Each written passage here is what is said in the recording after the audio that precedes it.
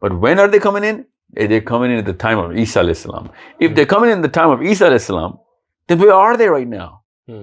They better be on this planet, because they'll be breeding till Isa alayhi salam comes in. And if we cannot see them right now, that will only mean that we have not discovered this planet. Yeah. So much so that we have not discovered most of this planet, because these people are 999 to 1. Yeah. Okay, by at least. Yeah. Okay. Yeah.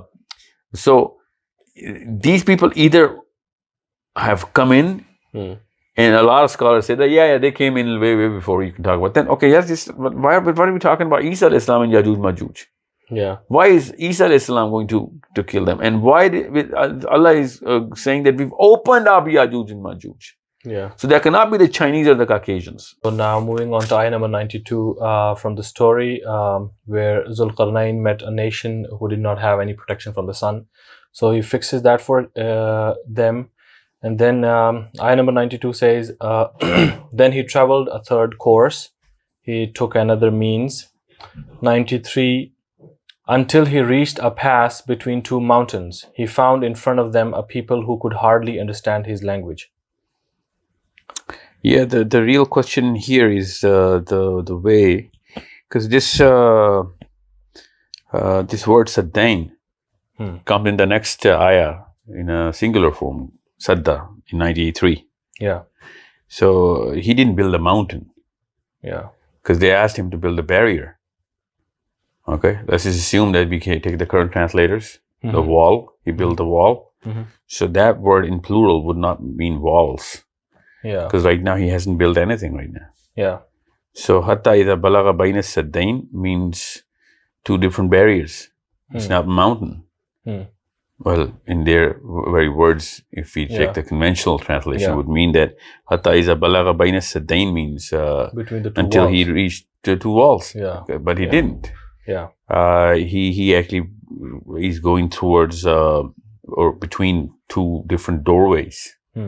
Which are closed or open, doesn't matter. But the point is, at that time, I think they were open. But these are two passes, two gateways. And wajada min dunihima would mean beyond that. When he went beyond that, he found beyond those two passes. Dunihima is a plural again of the two. With dunihim would mean more than two. So wajada means he found beyond them people. So this is something which is very, very critical in this specific part of the surah. It takes real life into how we're going to actually put that word sababa into its real meaning. Because if sababa is a pathway towards different dimensions or planets or places in the universe, this would mean a totally different thing. It's not a mountain. Yeah. And plus the next ayah itself says it's not a mountain, because taj'ala baynana wa baynahum sadda. Yeah. That's how it ends. That's in ayah number 94. 93. Sadda. The word sadda is in 94. 94, sorry, yeah, 94. Yeah.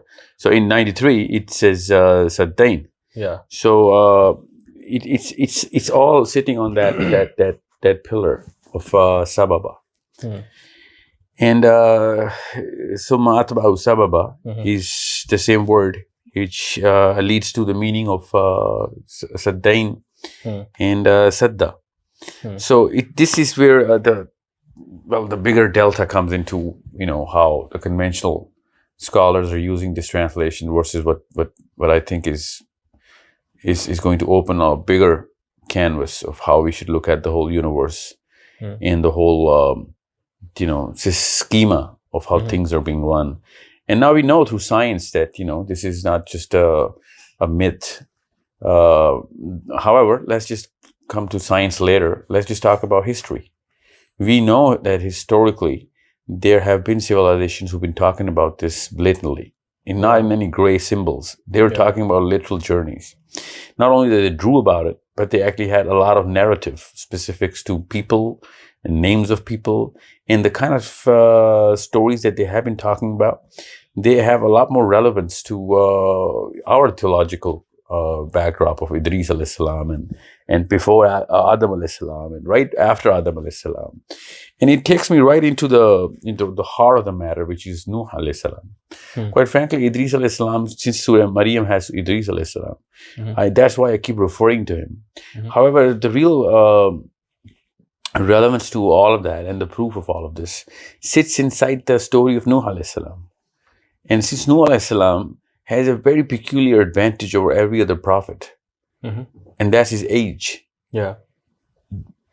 We have to really try and explain all of those mysteries, which are mysteries. Yeah. Through Surah Kahf's these doors of Surah Kahf. So let's just say if Sababa is the actual portal towards things, that will also put Hazrat Nuh alayhi salam's perspective right in the place. That would also mean that Nuh alayhi salam was way more than 950 years of age, since the age of Dawah of Nuh alayhi salam is 950 in the Quran. Yeah. Now, why would there be not more generations over generations, more than 60 generations of Nuh alayhi salam in this planet while he was doing Dawah? But we only find one generation. And the big dispute about whether the desolation was over the planet or not. The bigger question was how did he actually gather up all the animals in the Bible? Yeah. Which of course the Quran refers to as well. Yeah. Quran did not use the word every, but the Quran used the word in an imperative tense as to gather the females and the males of the animals. Now, Quran did not specify if they're not every animal. Yeah. So we'll have to take the Bible's account on this. Yeah. So there's a reason why I'm talking about Nuh and Idris alayhi salam, because this is the one of those moments where the Quran is actually, opening up the Muslim eye towards all of those things. So what my contention is, well, actually, let me just give you my perspective first, that if Nuh alayhi salam was 950 plus and Adam alayhi salam was 1,000 years plus, then there has to be some sort of an event which we know in terms of physiology of the human being, that all of a sudden no human being is going to live more than about, let's just say 100 years old. Yeah. And that too is such a big question mark. Is there a hadith also about it? About people having more ages before Musa alayhi salam and all that, which of course is explained here as well, because Isa alayhi salam is 2063 right now. So we can really know of how Nuh alayhi salam and Adam alayhi salam were taking their ages, and this also explains all of that puzzle. That because I always used to wonder as to why Nuh alayhi salam had a 950 year of dawah, yet just one child who was first generation only. Yeah, he should have been talking to the greatest of his greatest grandsons at that time. Yeah, and that should have been a population of millions of people. Yeah, I'm not, because he's not the only one who's having kids. I'm talking about the whole tree of the whole tribe and all the people of Nuh. So it's a bigger problem that I don't know why the thought does not really ponder over those certain areas of the Quran, because they're really open. It's it's a matter of common sense as to why wouldn't we think about this? And the explanation comes from here, because as soon as we put the concept of time in portals, all of a sudden you can understand as to the possibility of everything. Yeah, exactly. It explains it way more simply than anything else that you want to do it and do here through other spectrums. So the fact that if we combine the Bible and the Quran together in the specific context of Nuh alayhi salam, there's a reason why Nuh alayhi salam becomes that much more important, because the Bible itself says that the time of Dajjal is going to be the time of Nuh. Exact same sort of things are going to happen. Wow! So this is a very big key that we might be using later on. So if every animal in the Bible is correct, which it seems so, there's way more probability of that being correct than only the local animals or some animals, because there's no way to prove that.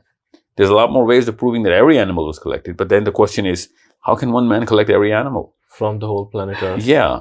Maybe not just from the planet. Why are we just keeping it from the planet? Yeah, but could be, let's just say it's just from the planet. But if we have this sort of technology, then that's not even a problem. That is so not a problem. Because then you have no limitation of time. And still, whatever, since there is some sort of, because the Surah Ma'arij says that, there is some sort of time lapse from, even if that journey is taken at that speed, still some time will be passed. Yeah. So, I'm just saying that 950 years would pass to do the mission of Nuh in every portal that he was doing, through every portal, the use of every portal. And 950 years were passed here in the portals. In age on this planet, he was a regular age guy. That's why he just had one son or one generation. There's another hadith about the Mi'raj of Rasulullah Sallallahu Alaihi Wasallam, but I don't think it's authentic. It's not. Otherwise, that would have been my first go-to hadith. But let's just mention it. Because, yes, please. Because why is it still found in the Zaifa hadith is that when Rasulullah Sallallahu Alaihi Wasallam was about to pass, he asked the Jibreel that I was promised the age of 73 or 93 maybe. But I'm only 63 right now, and the angel replies that because you spent 20 or 25 years of your life on Mi'raj. Yeah, and I personally want to use that hadith. Yeah. And because it fits right in the puzzle. Yeah. Of Nuh alayhi salam and Adam alayhi salam and Musa alayhi salam and so on and so forth, and Idris alayhi salam. Yeah. And here we must mention the story of Harut Marut as well. Because Harut Marut, Ali bin Abi Talib says that Harut and Marut were in the time of Idris alayhi salam. Now this is wow. Yeah, and I'll tell you why I'm mentioning Harut Marut, because this is the same sort of doors that Harut Marut are known for. Yeah. So, well, one point here, like Harut Marut is a very interesting story because they are the only two angels who lived on Earth as human beings. Yeah. Like people at least recognize them as human beings. And then if they are in the time of Idris alayhi salam, then Idris is the first prophet, maybe not the first, but the known prophet who died on the fourth heaven, was taken alive to the fourth heaven and has been a time traveler. Yeah, for sure. Well, Allah, whether he traveled time or not, but he did ask for time. That's the first thing Hadith says. Yeah. That I want more time. And because he wanted to write more, because he was writing up every piece of knowledge that the angels were giving. And this is hadith we're talking about. And Harut Marut in the hadith is a certain story that we know that talks about the doors. The woman that they actually, they both wanted to marry the woman, or whatever was going on between them and the woman. That's irrelevant. But what the woman specifically asked for was the keys to the doors that they actually used to travel up and down. Can you please explain this shortly, the whole thing? Sure, yeah. Well, the collection of hadiths about Harut and Marut are not well respected in terms of their health. However, they still are here, and I want to use them because those are 1400 years old commentaries, even if they're not hadiths. Yeah. So, why are they all of that zaif text talking about all the intergalactic portals? Yeah. So the psychology was there. The proof of concept is there. I want to use the word psychology. The proof of concept of portals was within the Sahaba. So the story of Harut Marut goes through different hadiths. Is that there was a king who had a son who was really ill. And that was the test that was given to Harut Marut at the same time when the king was ruling here. The option of going to this planet and living the life and going through the test of human beings was given to three different parties. Two of the parties rejected that offer. That we won't be able to live up to this sort of test. And Harut Marut, by their own choice, they opted for it. So when they came in, this was the setting of the planet at that time. The king had a son who was really ill, and there was a disease nobody could figure out, and he was offering a lot of a reward for it. These two came in as regular folks of pious nature, and they in short, they fix up the child. And then the king really honored them, and they were the two most revered people on the planet at that time, at least in that nation. So they actually found out this girl who was really beautiful, and that was one of those tests that this was going on in the planet, because we're all going through those tests. A beautiful girl is one of the mightiest of tests. So these both of these angels, they really wanted to connect with that woman. And here we've skipped the whole part of they were teaching magic and stuff like that. I'm not going to that, because that is a detail. The Quran itself says that. I'm talking about the hadith only here. What happened? The Quran actually talks about how people used to approach Harut Marut. Quran never said that they were teaching magic to them. Quran says they were warning them about the magic. So the woman that they really wanted to be with, she was seducing them. And she specifically asked for a trade, that yes, you can have me if I can have whatever you have. And they said, what do you want? What do we have? And she said, I want the keys to the doors that you use to go out and come back in every time. And they specifically said that we can give you anything, but the keys to the doors, because that's the only condition that we have to come here. And that's the only promise we made, and we're not going to give those keys. This is really surprising if it's a Zaif hadith, but still, why does it mention a portal? Literally. Door. Keys to the doors of the heavens. Did this concept come in? At that time, whoever made this hadith. So, doors of the heavens. So she did end up seducing them, and they did fall for it, and they did give her the key, which could be anything. Could be a kalama, or could be anything that that can actually make you go towards this word. Why are we talking about here? This is the word which is sababa. This is the word we're talking about here. And Allah subhanahu wa ta'ala in this surah is saying that we gave that to Dhul-Qarnayn. And we also to Khidr alayhi salam. So there's a lot more going on than we're told. And it just, if you look at it a little more, and I don't even have all the collection, because there's so much, it is scattered so much that even in this day and age where everything is online and everything, we still have a hard time, because this sort of knowledge, since there was no psychology around this, it was not structured. That all of those knowledge about all of those ahadiths would be compiled at one in one book or one collection, which is relevant to these sort of concepts. So, but whatever we still have readily available, it shows us so much that it explains a lot more questions and answers to the core of the confusion that a thinking Muslim would have. So this is something which is why we need to know Harut Marut, the timing of Harut Marut through Ali bin Abi Talib. And one more thing before I actually go further. Ali bin Abi Talib and Abdullah bin Abbas, the two known geniuses of the history of the world. These are the two of the biggest scholars that you can possibly fathom. Your mind can not even adhere to the kind of level that they had achieved. Of course, Ali bin Abi Talib being way more superior. And then Abdullah bin Abbas later on coming in and, lighten up the whole beacon of what Quran can do. One time, Abdullah bin Abbas just stood up, and I'll tell you why I'm mentioning it in a minute. In the majlis of the Sahaba, and he said, I can answer any question that you have. Any question, and there's a specific word he used. Any question from the universe. From the Quran, I'm going to answer any question that you have from the universe. One Sahabi stood up and said, that's a mighty claim, buddy, because there are a lot of things that Quran would not cover. It's not even in the subject. And he said, why don't you test me? Because I'm going to try and use the Quran, not my knowledge. I'm going to use this book. And the hadith about Abdullah bin Abbas is the fact that may Allah give you the knowledge of the book. So this is the prayer of the Prophet about him. So and he did answer the question, because the companion said, why don't you prove to me where the Quran says about when the Prophet was going to part us? And he said, okay, let me just tell you, the Quran is, he said, it's such an easy question, you should have given me a tougher one. The parting is the ayah, the surah, the Taghabun.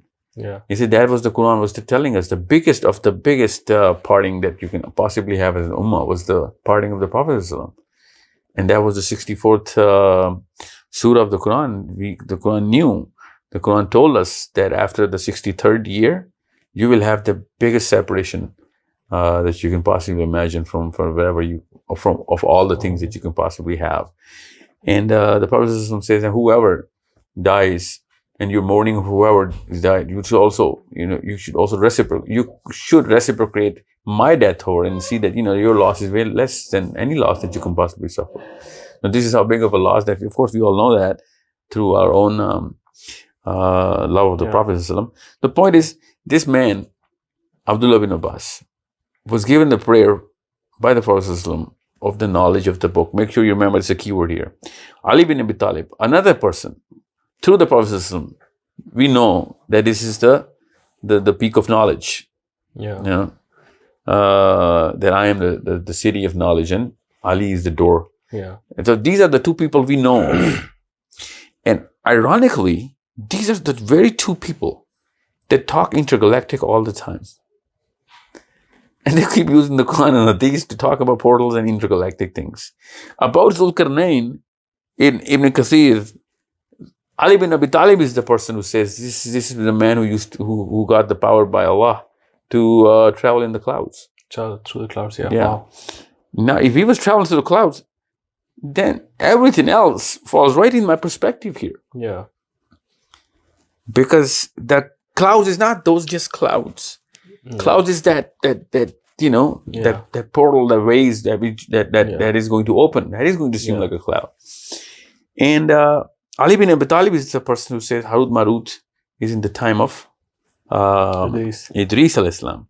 His son Hassan bin Ali bin Abi Talib is talking about Yajuj and Majuj having such a shape and structure that one of their ears are hanging, so they're so big that they're hanging down to the floor, and they're so big that they use one of their ears as mattress and the other as a blanket when they sleep. There's exactly the same narration by Ali in Tafsir ibn Kathir regarding the people Zulqarnain meets. The people who complain that there's no shelter from the sun. He says that these are the people who would go into the water at the daytime and would come out at the night. Well, maybe I'm confusing that. And they are so big, they sleep on one ear and they use the other ear as a blanket. Okay, yeah, well, I could be wrong in mixing up these two, but I'm pretty sure it was Hassan bin Ali's hadith that I'm quoting right now. So it could be. But it's not about Yajuj Majuj. That's maybe maybe that is the place where those are the same kind of creatures that live there. Yeah. Maybe those aliens are similar in structure. Yeah. We have small ears. Those planetary things have bigger ears. So another of that proof of that is Dabatul Ard, the ayah in the last of the right after Yajuj Majuj, by the way. Yeah. The sign of Allah is going to come upon us, which is going to be an animal. Yeah. Who is going to start to speak. Yeah. And this is the Quran we're talking about. This is not any sort of weak hadith or any sort of historical event. Yeah. This is the future, which is spoken by Allah subhanahu wa ta'ala himself, that one of the signs that is going to be a creature that is going to roam around the planet. Yeah. And we say Dabatul Ard, all of a sudden we start to pull that out of this planet. Yeah. That is going to be a subterranean creature. Yeah. Or some amphibian or whatever. But if we look at this perspective, then Dabatul Ard is an intergalactic portal opening and some bird coming in or some animal coming in or some creature coming in, which is going to be speaking in the language of the Jews. Well, I'm saying Jews because at the time the ayah is talking about Jews in the Quran. Bani Israel is being addressed at that time. However, it could be anybody because this ayah is separate. So what I'm saying is, we have to, I'm sorry to cut you off here, we have to keep in mind that Allah subhanahu wa ta'ala says that He created 7 heavens, 7 earths, and then He says He created many creations between those. Yes, Surah Bani Israel. Again, the same surah. Yeah. That is the surah among these 3 surah. Ayah 70. That same ayah, 70, Allah subhanahu wa ta'ala says that, and Allah has the power to gather them whenever He wants. As a sign. Yeah, as a sign. As a sign, yeah. Yeah. So the point here is that if it's a sign, it has to be before the day of judgment. Yeah. Only Otherwise, then it's not a sign. Yeah. Otherwise, it's not a sign. That's actually, so I think, it's not the gathering of the Yawm al-Qiyamah, but it's a gathering where Allah says that He has the power whenever He wills. So this way, if Yajuj Majuj are some other creatures from some other planets, and Dabbatul Ard, or those birds who are going to come and take the dead bodies of the Yajuj Majuj, all of them will be interacting with us. Oh, for sure. Because Allah subhanahu wa ta'ala said that. Secondly, the fact that, when we... Okay, let me give you another example here, because this is what we're talking about, the doorways right now. We're talking about Sudain here. That's why all of this is very relevant. When the time of Abraha, all of a sudden birds come in. Yeah. And it is written, the commentary, that the people of Makkah said... That's the commentary of Suratul Fil. Yeah. Okay. And the Abraha is the people of the elephant. Yeah. They say that we had not seen these birds before, nor did we see these birds again. These were not regular birds that came in. Yeah. And Yajuj and Majuj will be picked up by some birds. And that is something which we better understand, that there is no local planetary bird here that can pick up people by the millions. Yeah. And then, throw them in the sea. Yeah. So it's not a normal, scientifically explainable event. So let's just take the lens off of science and think of the multi-dimensional universe that we're living in right now, which are applicable to us every single second. We just can't see them. Yeah. And since we cannot see them, we think that they don't exist. My theory is very simple. It's not a theory. My iman is very simple. That I'm not even limiting it to 11 dimensions. Thousands and thousands of dimensions are shrunk into this universe. Yeah. And since we can only see 3 dimensions, everything else becomes ghaib, and that is what the Muslim is told to believe into. Not just the wahi, not just the angels, not just Allah subhanahu wa ta'ala himself, but the very fact that you are so limited of a creature that everything, well, at least most of everything, most of whatever the universe is ghaib to you. Yeah. And if you really want to believe, then you have to believe. If you want to gain guidance from the Quran, then you have to believe all of the ghaib. Yeah. Yu'minuna bil ghaib. That, I don't know why we just attribute Allah subhanahu wa ta'ala only as ghaib. Yeah. That is, well, I also believe that some of those things are going to open up, because in the story of the prophets, when Saleh alayhi salam, people started to ask for a sign of Allah. Yeah. And Allah says, ask them what you want me to put in that animal and make sure no one is left out. And somebody said size, somebody said this, neck, and that kind of ear of the camel, and so on and so forth. Yeah. And what happened then? Yeah. What happened right after? The stone actually opened up to give way to the camel to come into this planet. Yeah. You have to understand, this is... We as Muslims believe that it's a magic trick that Allah is pulling, which you can. Yeah. It's not a magic, the word magic has a negative psychology, but it's a magical event that Allah is... For us, Yeah, miracle. Well, no, I don't want to use the word miracle. The miracle itself is I'm addressing the psychology here. Yeah. Miracle to a Muslim is a kun of Allah against all of those laws. Yeah. As soon as we think on those lines, we are actually committing a sin, in my opinion, a big sin that Allah didn't know what these people are going to ask for. This, in my own psychology, is going against the ilm of Allah. That someone came up with an idea that Allah didn't know about, and Allah said, okay, I'll answer you right now. So if people of Saleh asked for that camel was created millions of years ago on a totally different planet. Yeah. These guys just came up with whatever imagination they could come up with. Then Allah said, you know what, this is one of the many meadows that I have. Here you go. Yeah. This is what you're asking for. Yeah. Because if we think for a moment as a Muslim that someone came up with a question and the prophet, any prophet, demanded Allah's miracle on it and Allah produced it at that time, that to me as a Muslim psychology, a person with a Muslim psychology, counters the belief of Allah is alim. Because the qadr and the free will is on this planet. Allah is not on this planet. Allah is everywhere, and Allah was way before this planet, and He knows everything about whatever is going to happen later on. So the people, when they ask for miracles, those miracles come to life here, even though they're already registered somewhere else in the past. I'll give you an example here. When Shaqul Qamar happened, now there are a lot of hadiths which actually say that the Prophet ﷺ did split the moon. The Quran doesn't say that. It's okay. I actually believe that the Prophet ﷺ split the moon. But it was supposed to be split in the timeline. You know what I'm saying? And at that time, those people actually asked, and the Prophet ﷺ split the moon, even though it was supposed to split in as one of those signs of the Qiyamah. And that's the psychology of a Muslim, that these sort of things, when they happen from an already placed arsenal of of Allah subhanahu wa ta'ala. And this is why I am going to quote another hadith, because we were talking about this, that Musa alayhi salam asked Allah subhanahu wa ta'ala about the creations, other creations.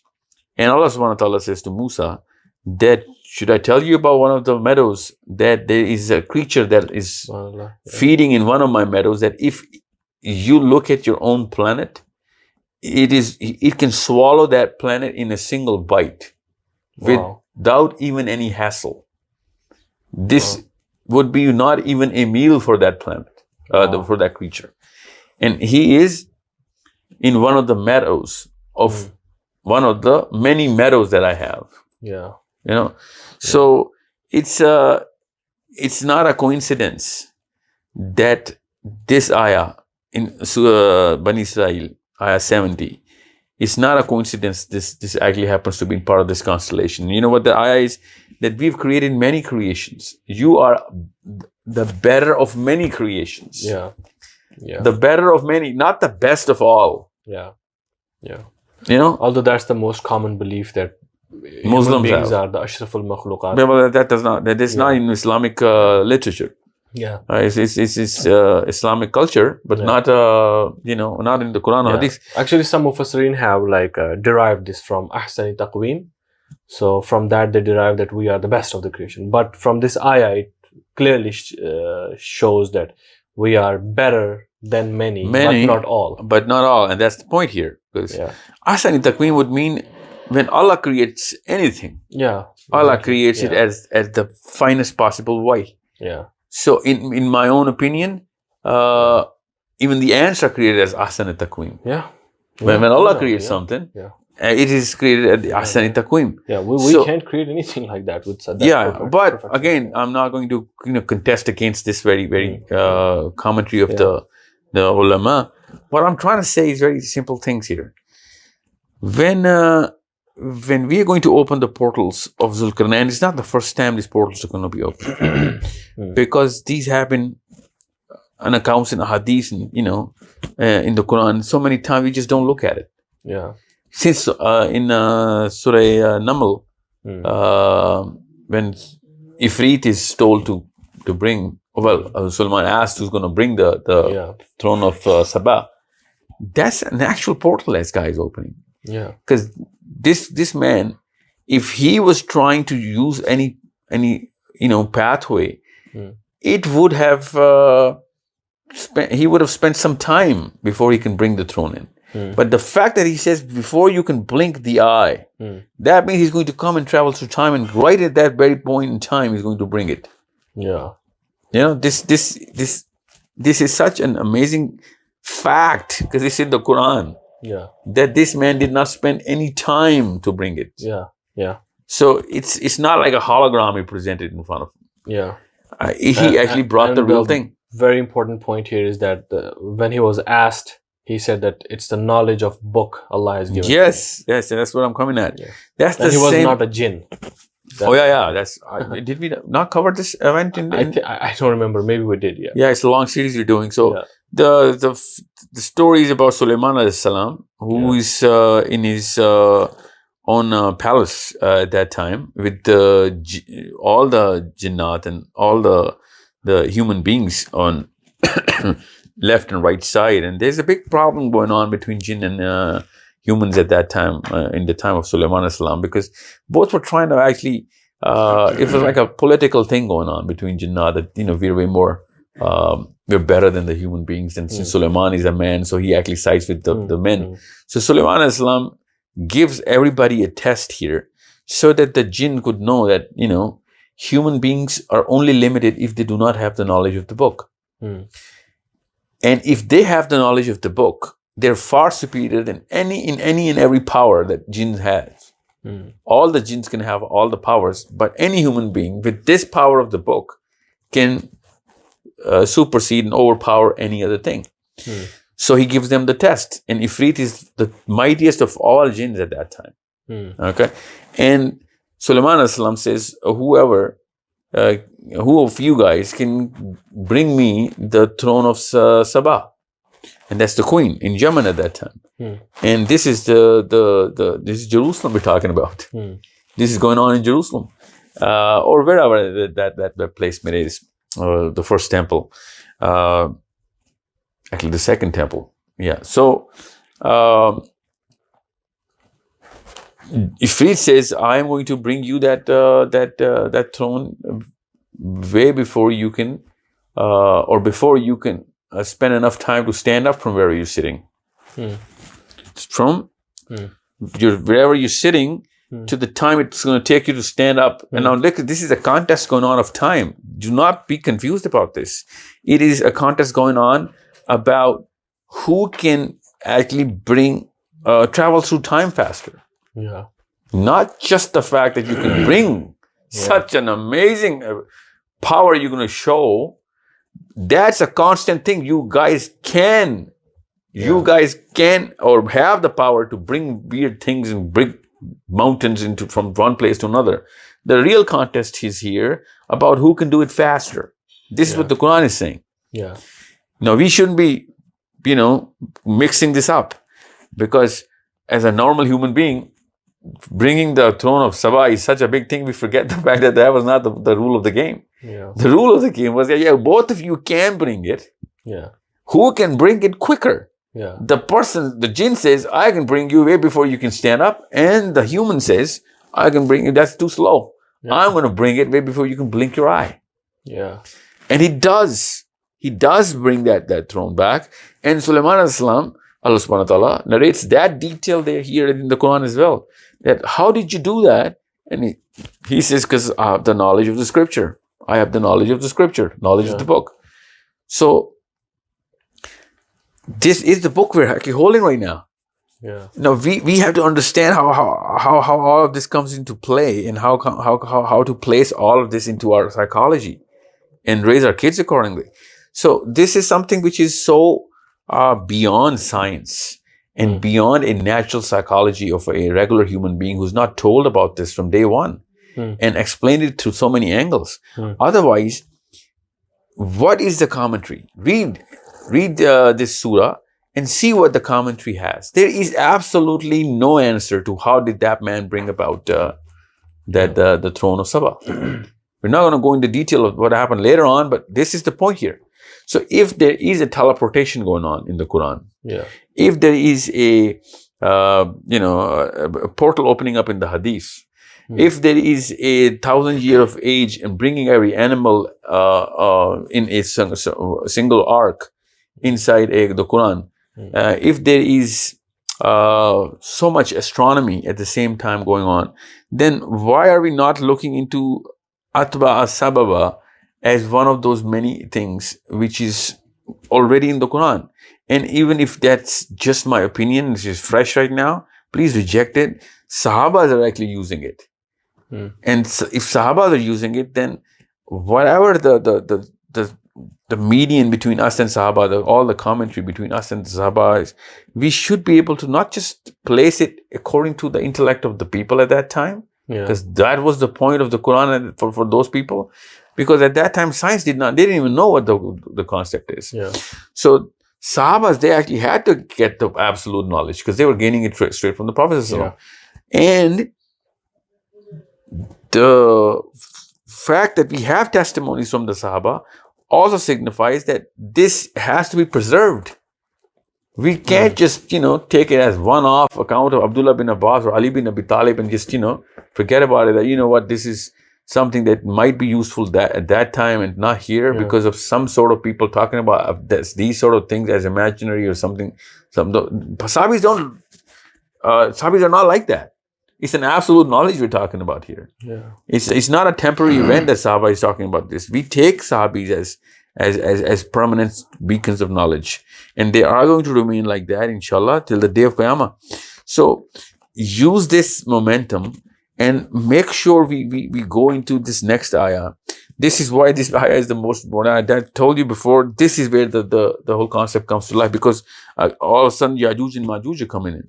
And I keep getting this question of why are we talking about Yajuj and Majuj so much? Because Yajuj and Majuj are connected to Zulkarnain. Zulkarnain is connected to this technology. This technology is converted to Dajjal. There's a simple trail. There is no confusion here. And how is Dajjal connected to Zulkarnain? Because Zulkarnain is in Surah Kahf. Surah Kahf is the key to open up every door. Now, the fact that Jews are also talking about the Yajuj and Majuj with the Messiah, that's not a coincidence. They're right, one after the other. They're in the same year. And maybe even the same month for all we know, the way time is going to be passing at that time, in the time of Isa's second coming, inshallah. So let's just go into this so that we can talk about Dajjal more, about what was going on in the verse. Until when he reached a pass. Now the word pass does not occur in this ayah.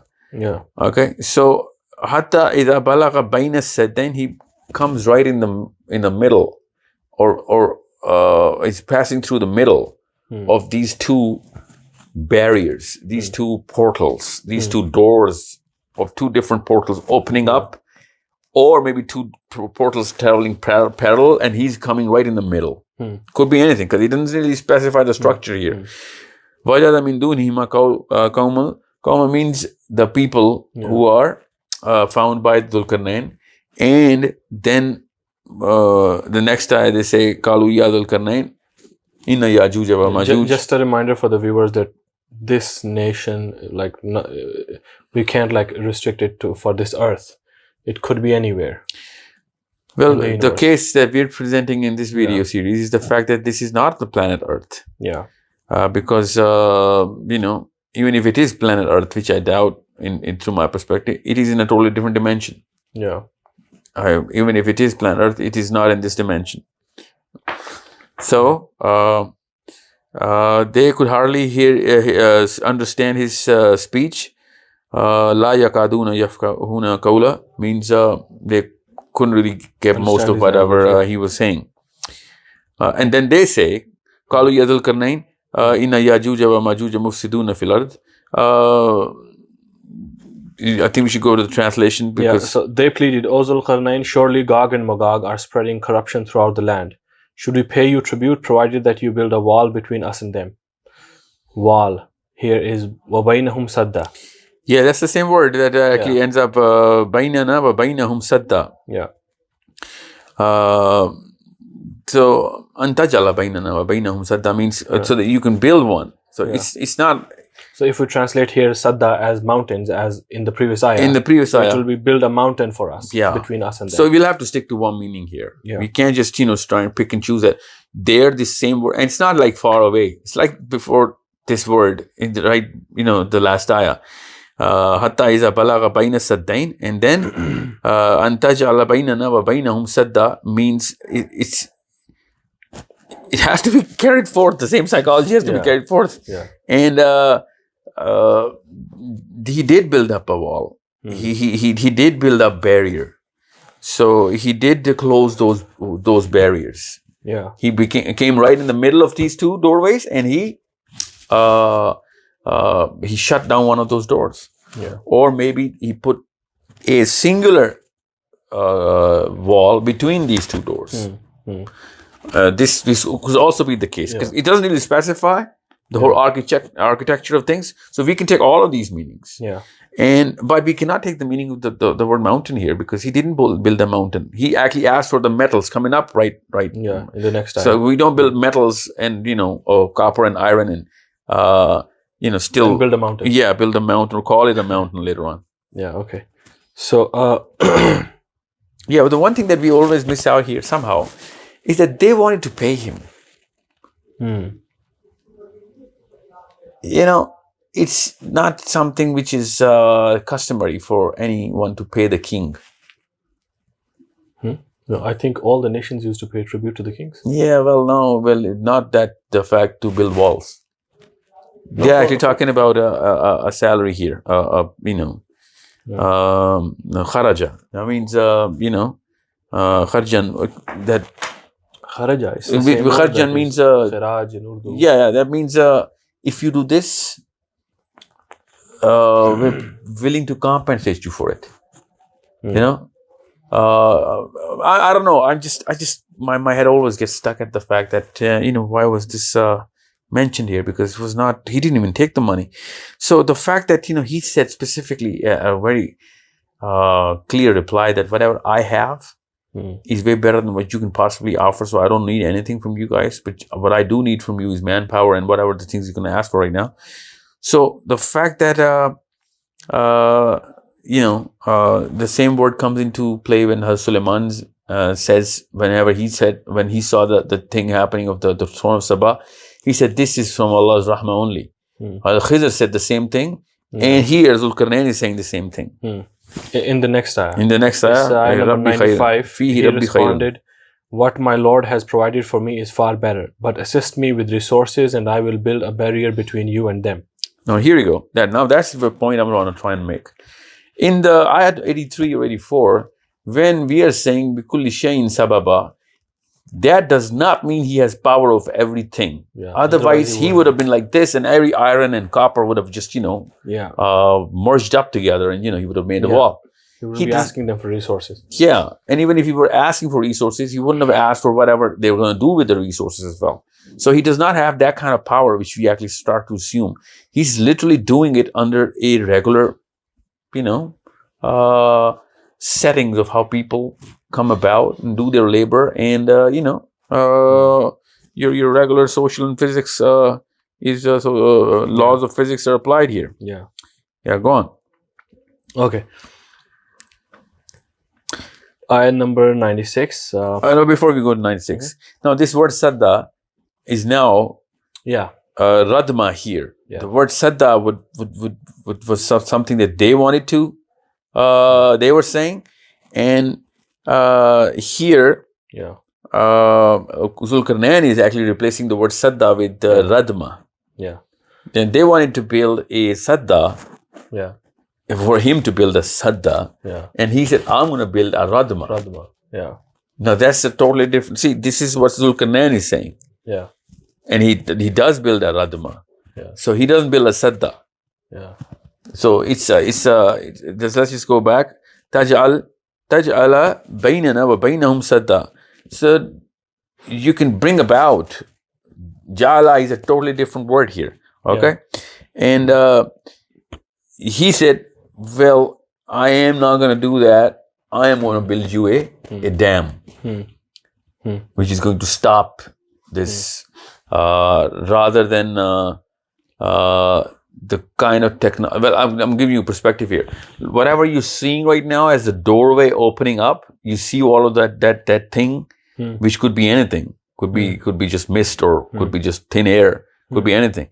Instead of me using that technology, I'm going to use something else. And so bring me iron and copper. I'm going to build a totally different technology. I'm going to use a totally different technology here. Yeah. Whatever you're used to, It's not something I'm going to do. I'm going to do something which I'm used to. So this is how we close this door. Or maybe he's a superior power. He uses a totally different technology. So he actually asked for iron and copper.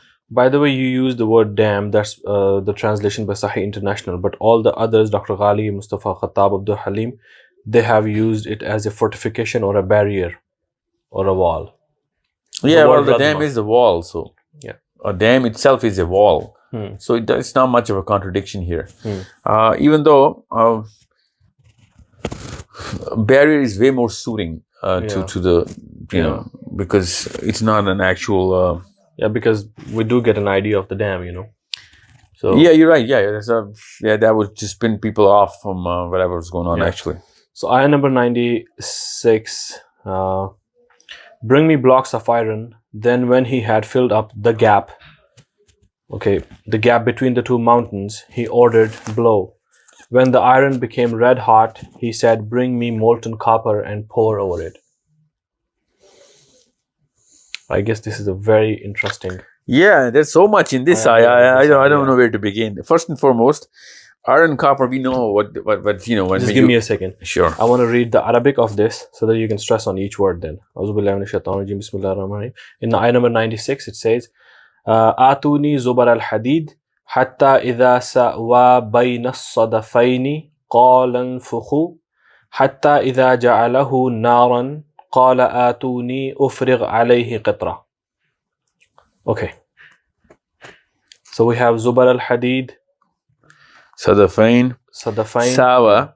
Yeah. Sawa is the keyword here. And Bain as-Sadafain. Bain also. Yeah, well, Sawa is the gap. So Sawa Bain as-Sadafain. And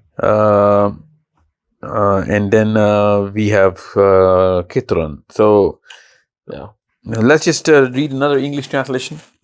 Okay. Abdul Halim says, bring me lumps of iron. And then when he had filled the gap between the two mountain sides, he said, work your bellows. And then when he had made it glow like fire, he said, bring me molten metal to pour over it. One more. This is so important. We really need to... okay, Dr. Ghali says, bring me ingots of iron. Until when he had leveled up between the two cliffs, he said, blow. Until when he made it a fire, he said, bring me, that I may pour out molten brass on it. Okay. So let's just see. Iron. That means, well, I'm not going to push a perspective of being close to the star because stars actually produce iron. Yeah. So let's just say even if they weren't planets, they still would have iron. But these guys had plenty of iron. Oh yeah, so much. Plus they had a technology of actually at that time they could bellow, all of that melting of iron as well. So it's definitely after the Stone Age and Bronze Age. The Stone Age. Yeah. So we're talking about the Iron Age here. Yeah. So we're talking about Zulkarnain actually filling up a gap. Sawa baina sadafain. Now this word, if we go, let's just go back to ayah number 93. Actually, no, before that. Let me just. When he became, this is 93. We're going to. Let me just. I just don't want to miss out on anything.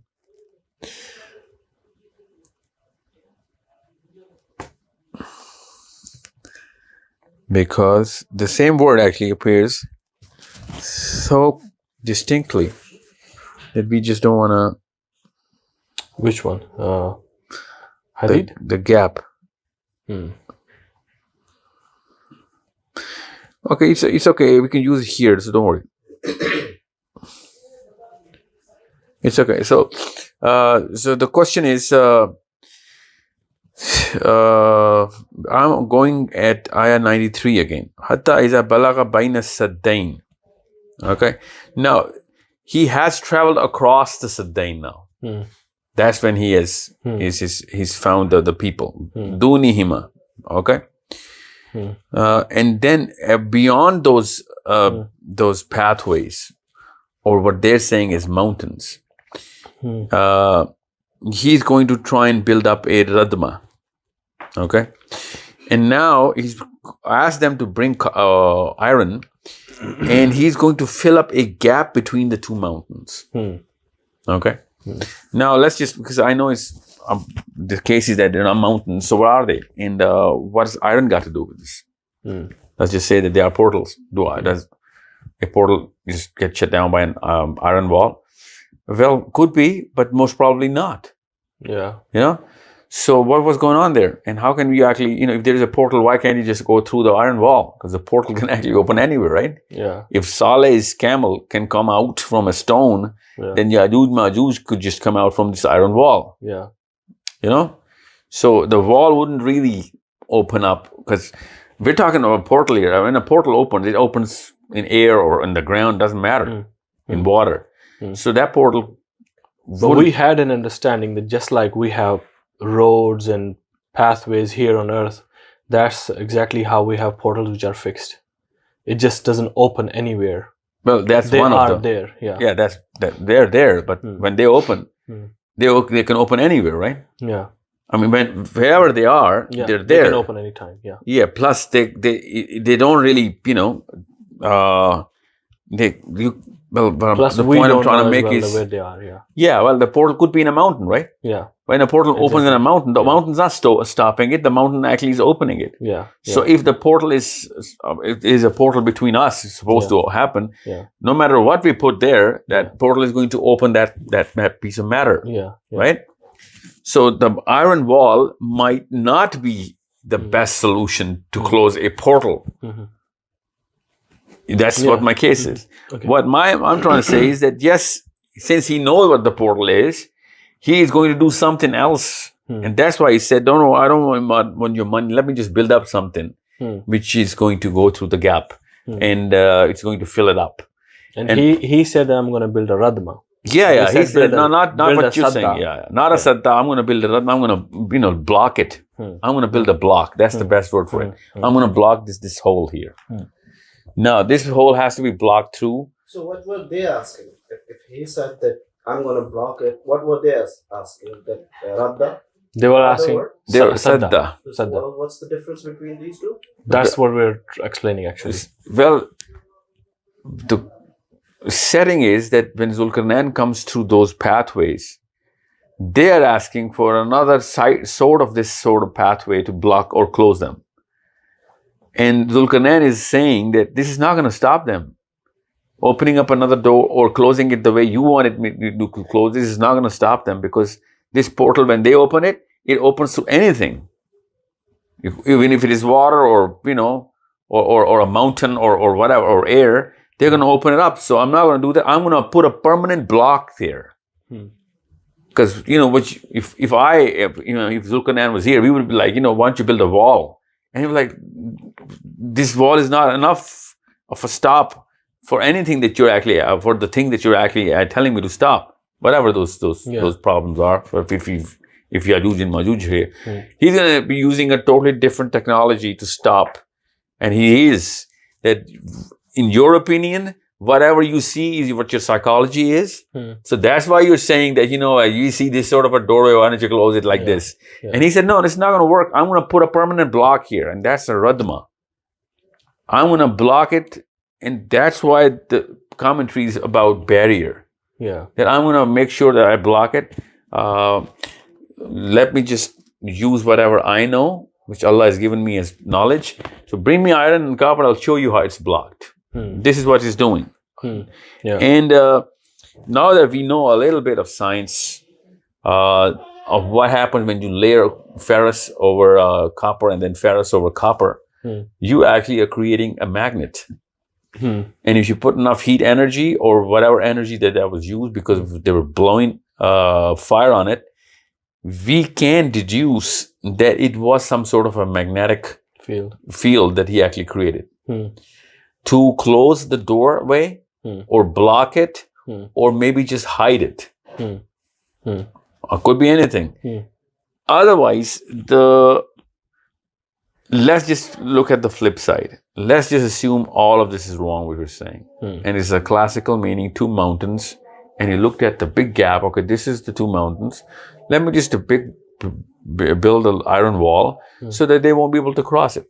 But if there are mountains, that's the first thing they will be able to cross, because a mountain is something that you can climb. Yeah. Let's just say that was like a steep mountain nobody can climb. Let's just say, even though it doesn't say that.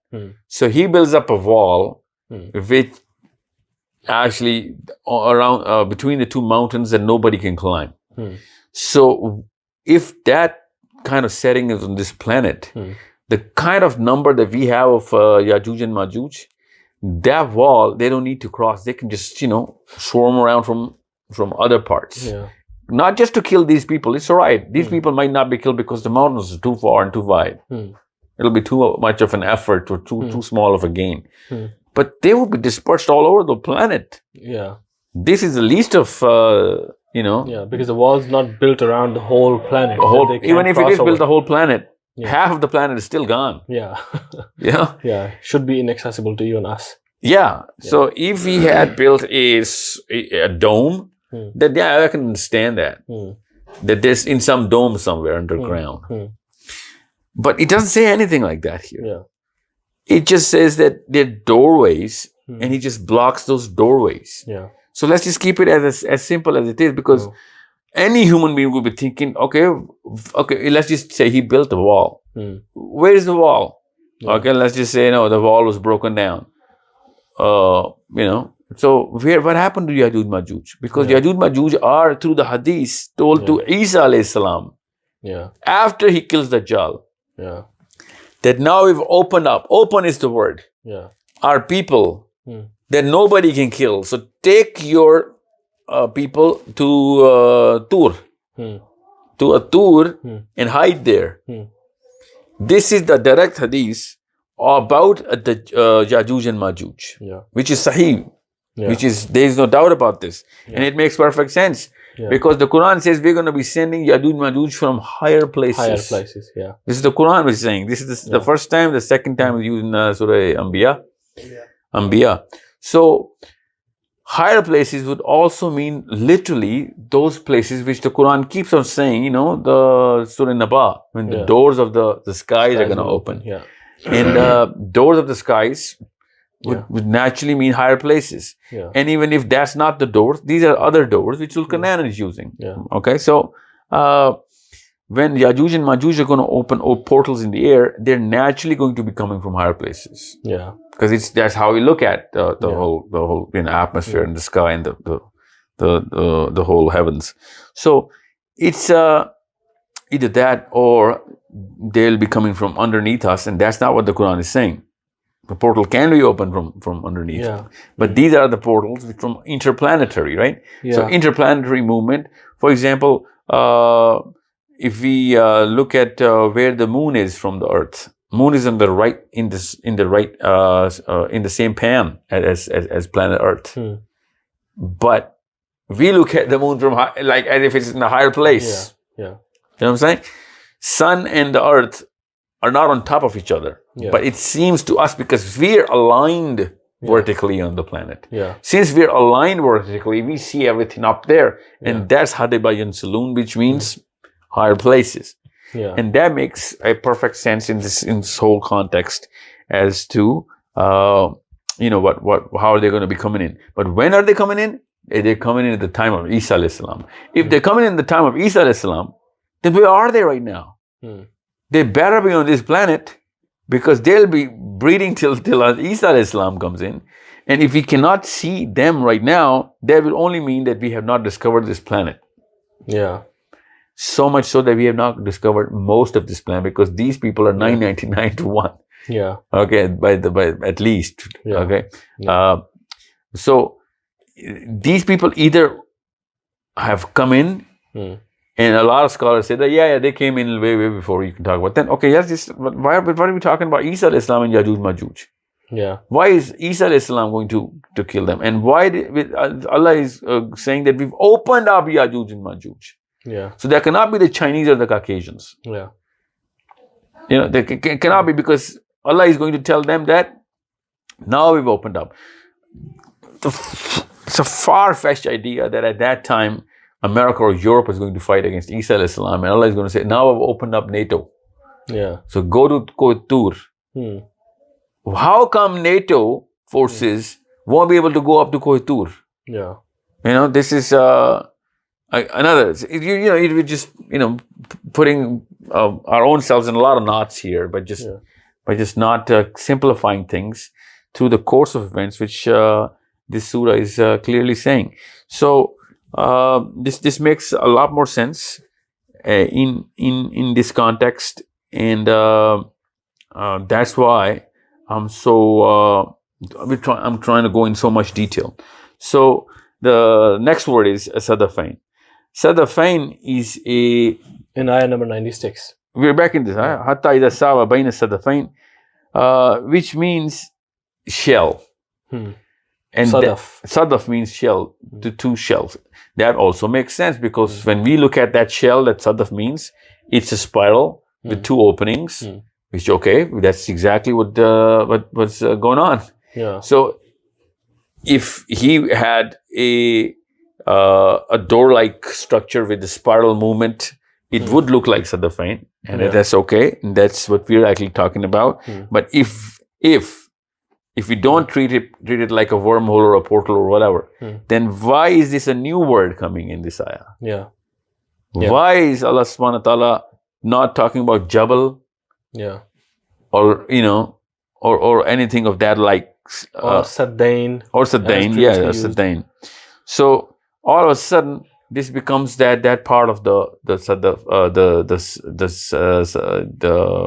passage that actually is swirling around and is opening up into this place where they're standing.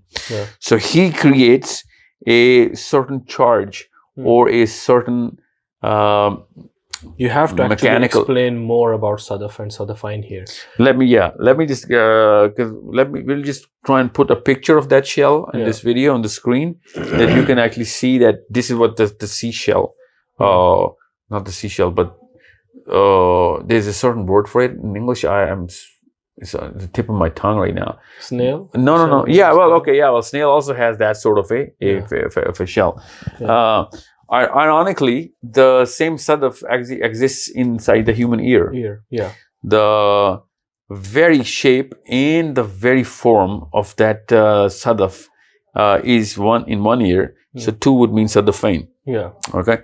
So if you look at that structure, you'll find out that Ashab Kahf are actually, using that same Darabna adanihim. Darabna ala adanihim means that certain sort of sounds were struck on the ear. Yeah. So if we use that I'm not trying to connect Ashab Kahf here. What I'm saying is, if you look at it, you'll be amazed that it's a little too much of a thing. It's too overwhelming. This coincidence is too overwhelming. I'm not going to call it coincidence.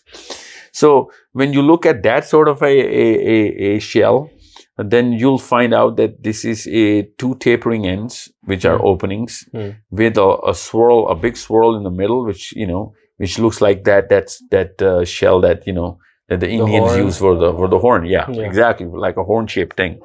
So that's generally the shape of a portal or a wormhole. Yeah, that's exactly how physics actually defines a wormhole or a portal. Because if you look at even though they're the same size of the doorways, but since they're farther from it's called the linear parallax.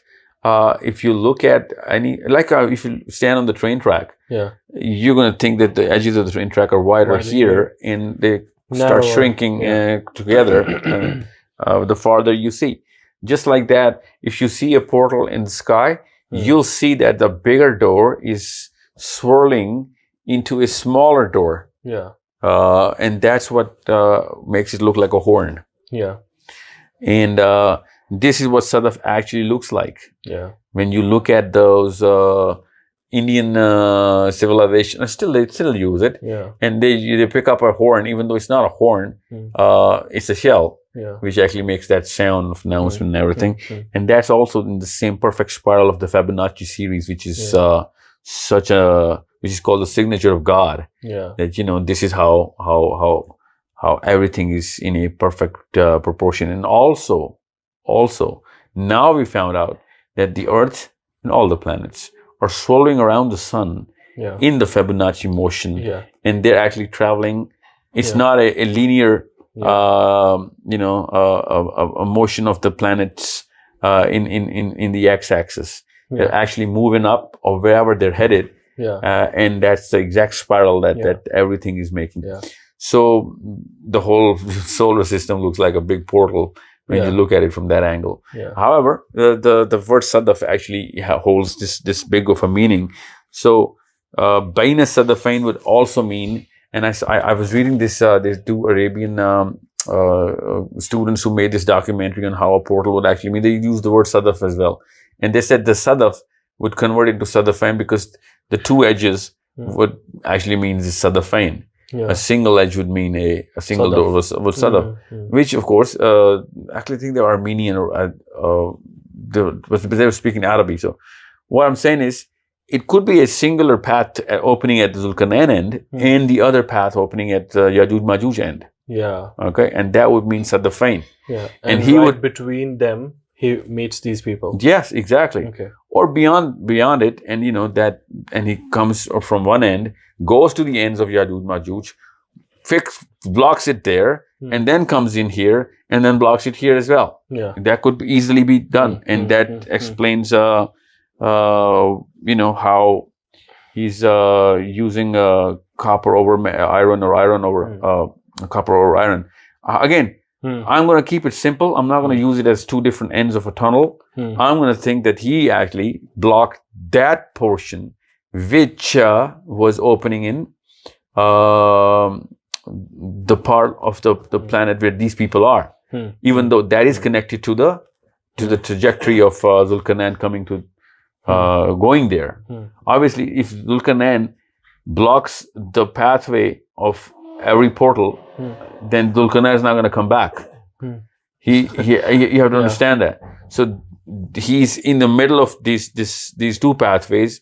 One is from wherever he's coming in, and one is where the Zulkarnain comes in from. Yajuj Majuj, and he blocks that entry, and he comes back.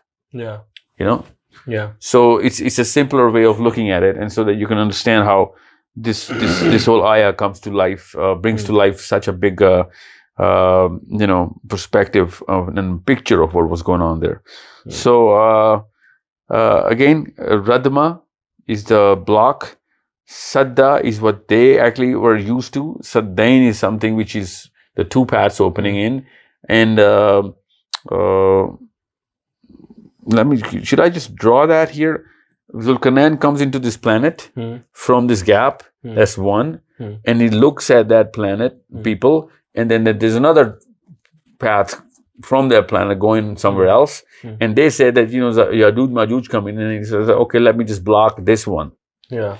Let me just block this one, because now there's Saddain here. Yeah. But I'm not gonna use, this door. I'm gonna use something else. Just give me molten iron, and then he melts it out, puts copper on it, does whatever he can, and then he uses his own pathway to come back. Exit. Yeah.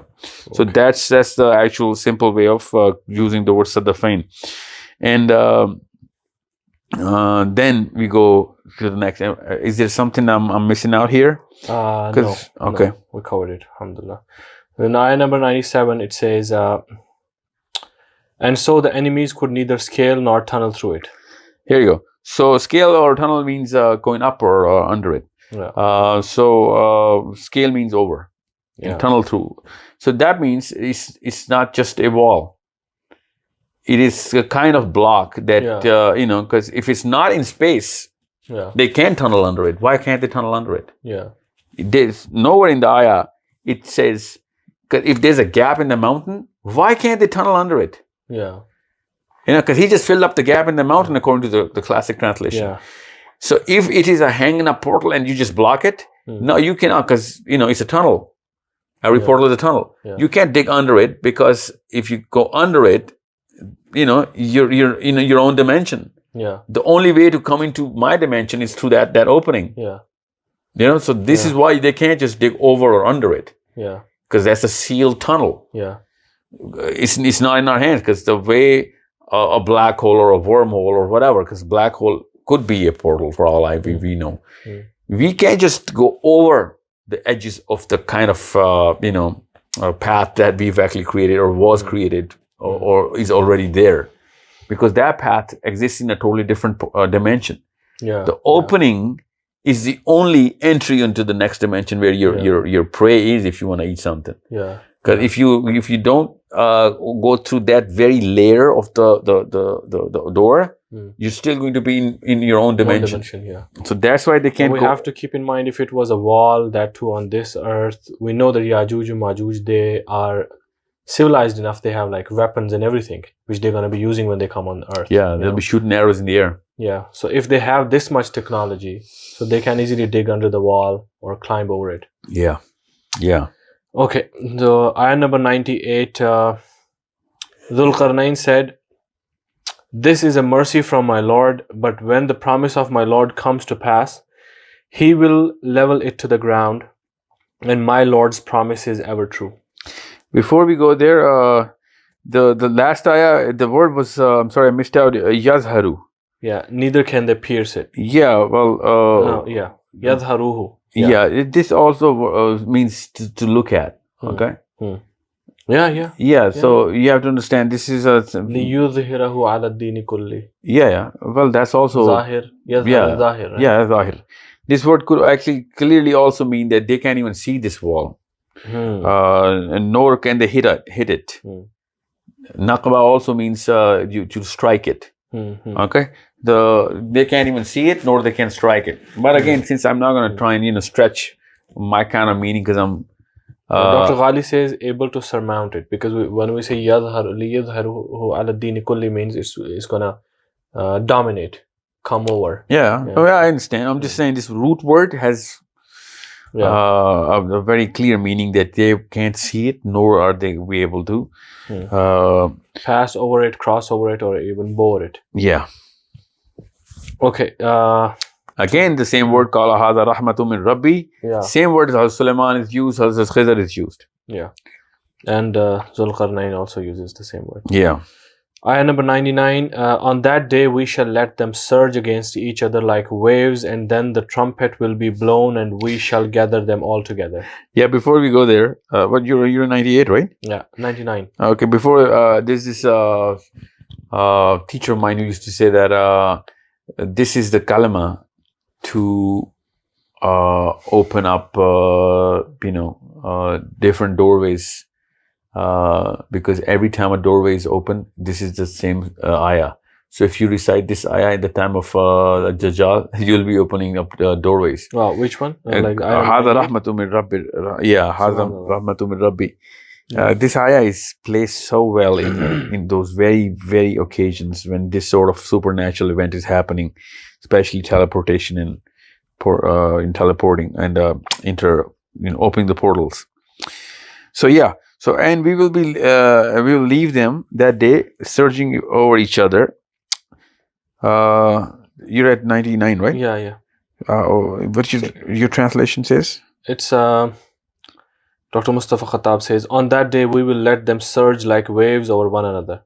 Later the trumpet will be blown and we will gather all people together. Yeah, well, that's the day of judgment. However, the first part is about Yajuj and Majuj. Yeah. And they will be swarming over each other. That would mean that they're in millions.